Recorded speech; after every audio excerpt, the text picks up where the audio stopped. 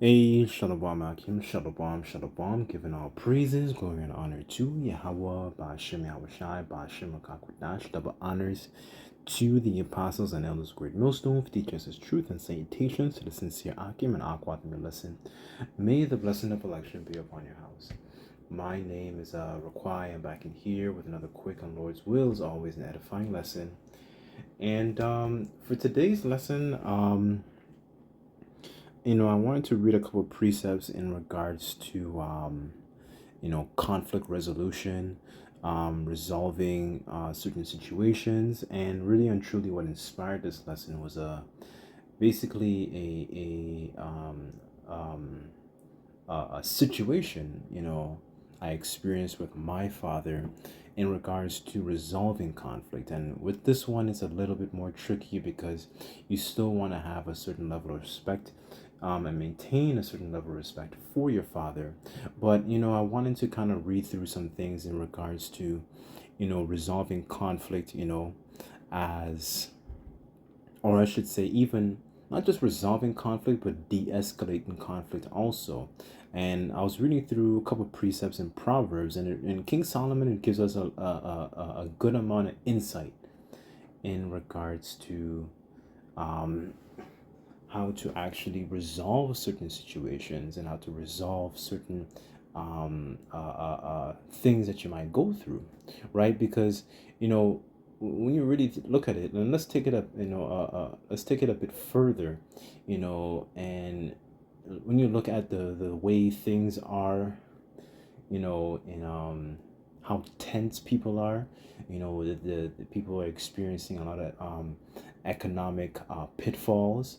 They're not making as much money as they used to be, and so on and so forth. All these different, I don't want to say tactics, but all these different curveballs that are being thrown at them.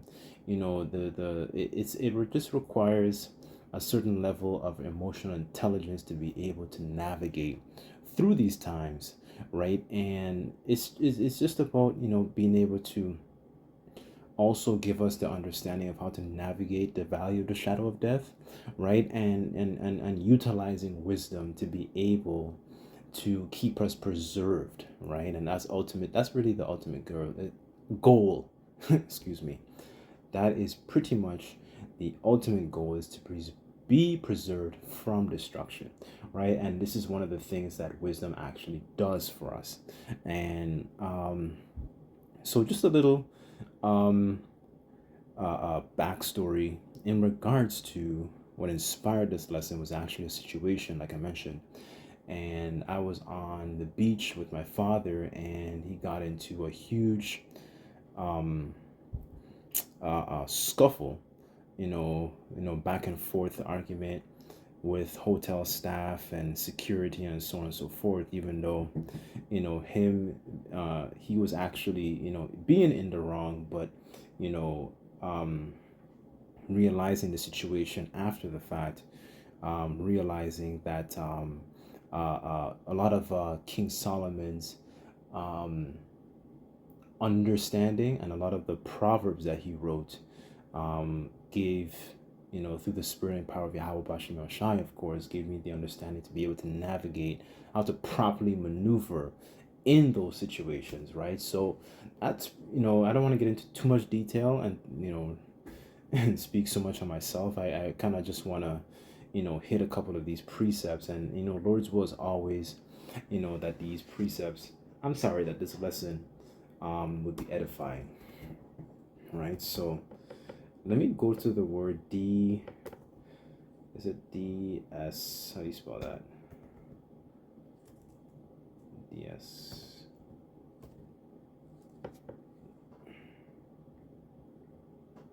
DS. I'm having trouble spelling. Just bear with me.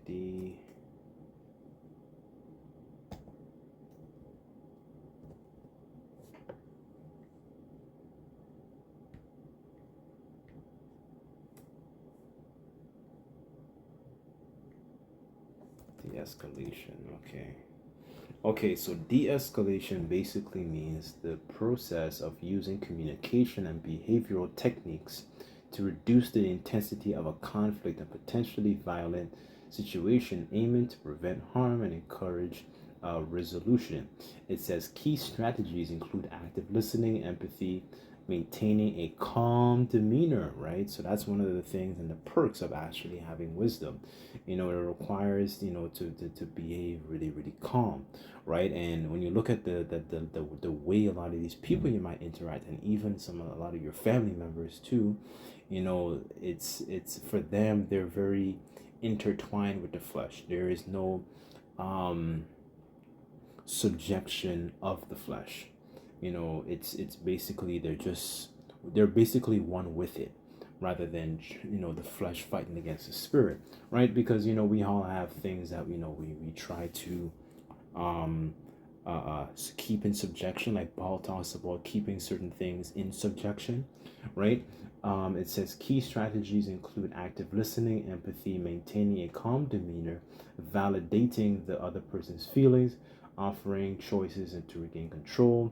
It says de-escalation techniques are crucial in various fields of law enforcement to customer service to promote safety to diffuse tense encounters, right? So, these tactics are very, very powerful when you're utilizing wisdom, of course, right? So I wanted to read this first, and I want to jump around the book here and there, and I sincerely pray and hope man, hope that this lesson is edifying, right? So this is Proverbs chapter 1, verse 1, and I'll read down, and it says, the Proverbs of Solomon, the son of David, the king of Israel, to know wisdom and instruction and perceive the words of understanding.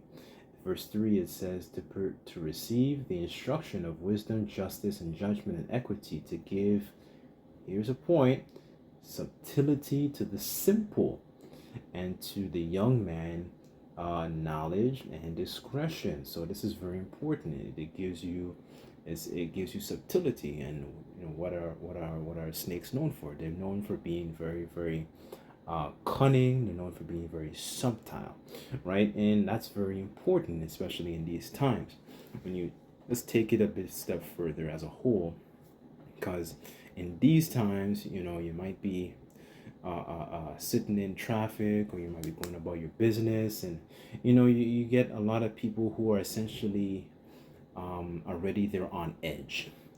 They don't try to diffuse the situations. I remember there was a show I used to watch years ago when I was younger. It was called Boondocks.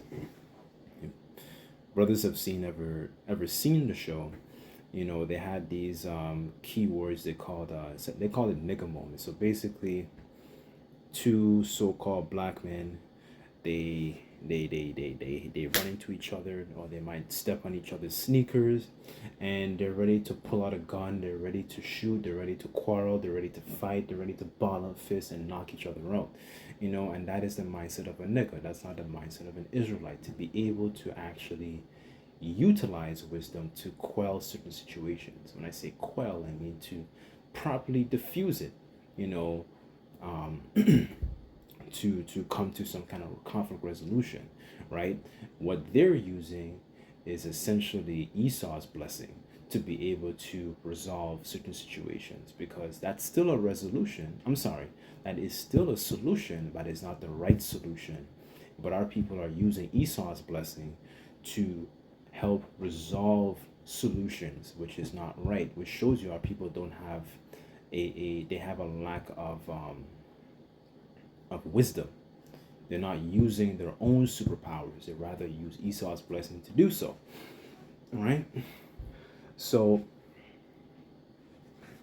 I'll read verse 5, and it says, the wise man will hear and increase learning, and a man of understanding shall attain unto wise counsels. And that, when you go into the story of King Solomon, that was one of the things that he prayed for, to be able he said, to roughly paraphrase, I am but a child, right? So one of the things he prayed for was wisdom, right? To be able to properly instruct his people, right? So, one of the things when you go through the book of Proverbs, it gives you insight of how to resolve certain conflicts, to be able to appease wrath, right? Because there might be situations that you're in, and it requires a certain way, a tactic to handle it.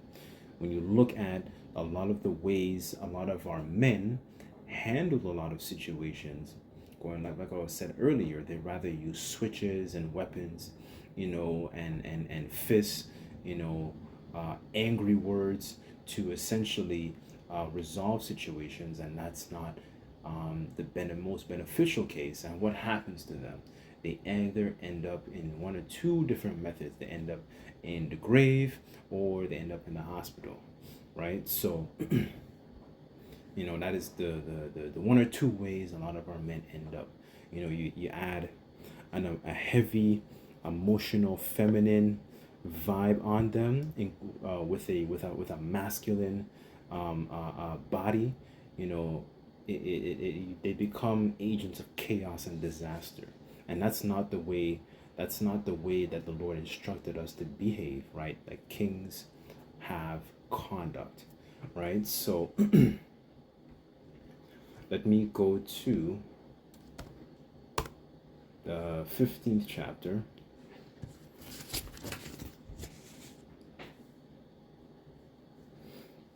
This is Proverbs chapter 15 in regards to conflict de-escalation and proper conflict resolution. This is Proverbs 15 and 1. And it says, "A soft answer turneth away wrath, but grievous words stir up anger." Right? So, and this was one of the first precepts that, when I was in that situation, it came into my mind, as I was trying to kind of quell the anger, because when I was looking, everybody was basically, trying to stir up anger. They were trying to inflame it. They were trying to add more gasoline to the fire, right? And applying wisdom, it helps to kind of quell certain situations. So imagine that, applying that type of mindset to a situation where everybody's heated, can help you to get out of that situation successfully, right? Let me get that, and let me see how it's worded in the NLT.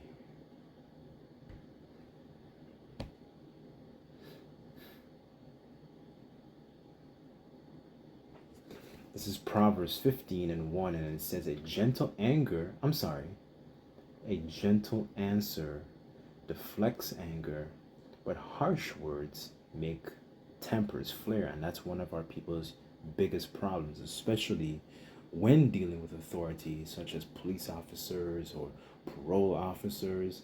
They think, adding those harsh words, especially when dealing with the people with authority, it essentially makes the situation better for them. It thinks that it makes them more masculine. It thinks that it makes them more so-called alpha, so to speak. But what you're doing simply is you're making the situation a lot worse. You're trying to incite more gasoline on the fire, and that's not a productive way to quell a situation, to make it, to de-escalate that situation. That's not wise. We're not supposed to lean upon, as the scriptures say, lean upon our own understanding, right? So let me continue down, right?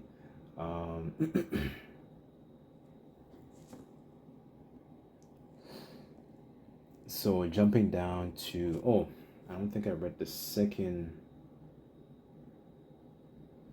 verse here in the NLT. It says, "The tongue of the wise makes knowledge appealing, but the mouth of fools belches out foolishness." And when you think about, you know even the types of media that people subscribe to, it shows you and depicts a certain vibration that, this is the type of way that they're supposed to behave. So they get influenced by that because they don't have proper guidance of fathers to be able to teach them certain kinds of emotional intelligence to be able to, help resolve certain situations, right? As opposed to it's seen as more profitable to essentially inflict harm upon your own kin. Our people have basically have the spirit of Cain on them, to essentially enact not vengeance, but they enact violence upon their own kin, upon their own people, and rather than being able to actually have the emotional intelligence to be able to um, properly dissect situations, be proper judges, and give a proper solution, right? And that requires a certain level of temperance. I think in Peter's it says to add on to your faith, temperance and brotherly kindness, and a lot of these little tenets and pieces of uh, they lack a lot of these things. A lot of our people lack a lot of these things, and this is not the type of lesson, to this is not to neglect the importance of prophecies. This is not to neglect the importance of breakdowns. This is not to neglect the what's it called, the to disregard the importance, of certain things, certain mysteries and so on and so forth, heavier chapters.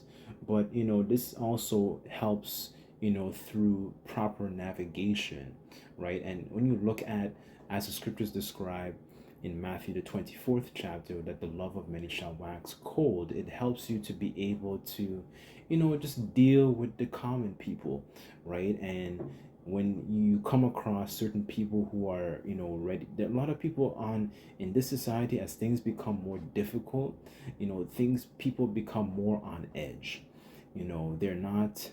They're basically just one in time with their flesh, right? And the scriptures talk about spirits created for vengeance, right? So it's just a way to properly being able to use subtlety, to use wisdom, to kind of like navigate, and just like the Lord is pretty much giving us cheat codes to be able to punch and duck and block. And not every situation requires a sword to be pulled out. Think of it in a carnal sense, with a police officer. So say for example a police officer is responding to a call, and the call is for somebody that wants to delete themselves, right? They're ready to jump off a bridge or jump off a train. It would look bad if a police officer got to the scene and they were pulling out a gun against somebody who was ready to delete themselves, right? Rather than trying to get them to kind of calm down and get them to, comply, to get them to essentially, to essentially be, a good listener. And that's another thing, to be an active listener, excuse me, to actively listen to this person, right? Because at that point, this person feels like they have no hope.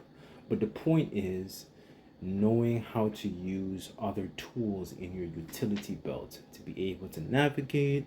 Not every situation requires a sword to be pulled out. Sometimes, in the utility belt, you have, what else do you have? You have um you have tasers, you have handcuffs, you have plastic bags, maybe, I don't know. You just have a bunch of different tools in your toolbox. And I'm using that in a carnal, I'm speaking in a carnal sense, but I'll equate it to scriptures also, right? Yes, David, like I'll use David as an example because David was a warrior, right?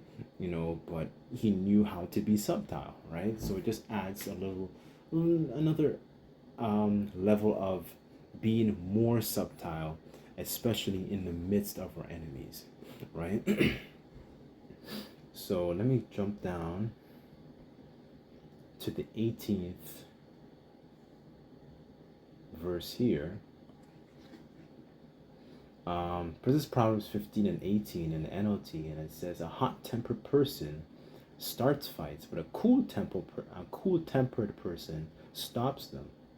right? So you see the difference between a person who wants to start fights rather than a person who is trying to stop them, trying to dissolve the situation.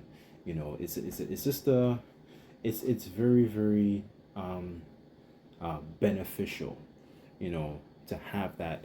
And a lot of us, probably had anger problems, and even resolving a lot of our own emotions and examining ourselves and examining, where these emotions come from. It helps too. So it helps to be able to stay um, level-headed, calm, reserved, have a sound mind in the midst of those situations, right? Not to basically incite more gas upon the fire, right? So let me go back to the KJV real quick. You know,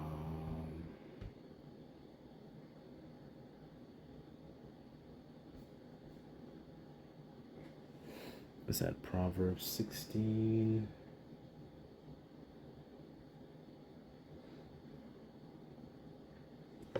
This is Proverbs 16, verse 20. And it says, "He that handleth a matter wisely shall find good, and whoso trusteth in the Lord, Yahweh Bashim Shai, happy is he." Right? So, it's all about handling a matter properly, and applying wisdom in certain situations. Not every situation, like I mentioned before, requires a hefty sword to be pulled out, you know, right? So some situations that's not required, right? Just like every situation in a police officer, it doesn't require a pistol to be drawn, right? Sometimes they have to, talk to people. Sometimes they gotta pull out a notepad and ask questions, right? It really depends, right? So you use discretion, of course, right? Um, I guess I'll end off with this one in the Apocrypha. Let's go to the Wisdom of Solomon. Let's see here.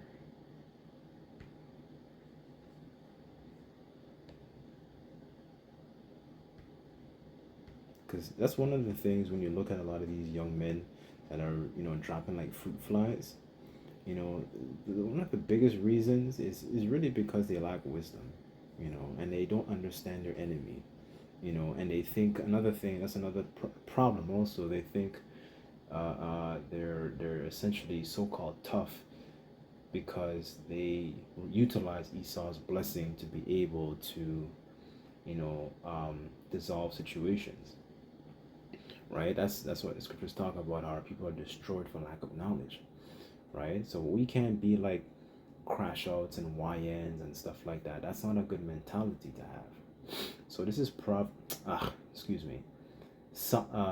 Wisdom of Solomon 6 verse 16, and it says, "For she goeth about seeking such that are worthy of her, showeth herself favorably unto them in the ways, and meeteth them in every thought." Right? So, having wisdom to be able to properly instruct you in different thoughts, it's really a blessing, right?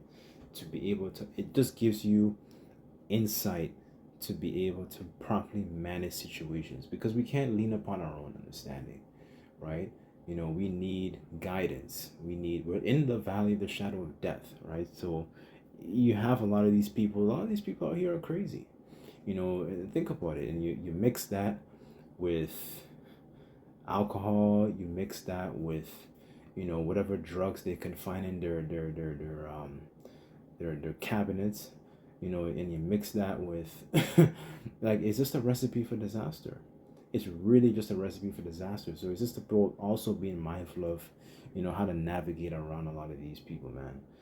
Giving you a little bit of insight, right, to properly, dissolve situations, and stay away from certain people, and how to actually resolve, you know, situations that you might find yourself in, right? And some of them, it might include your family, some of them might be at work, whatever, right? But the point is just being able to increase um, subtlety and properly learning how to resolve conflicts, right? Because as young men, we never really, in the world, we don't really learn about proper de-escalation and conflict resolution, because our quickest solution to resolving a conflict is through Esau's sword, right? And that's not healthy. That's not wise, right?